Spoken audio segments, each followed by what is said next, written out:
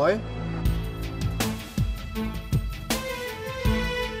তুই জানিস আমার বাবা একজন কত বড় মুক্তিযোদ্ধা? খবরের কাগজ তুই দেখিস, কাল সকালে দেখবি তোর নাম ছাপা হয়েছে, পুলিশ তোকে গ্রেফতার করেছে।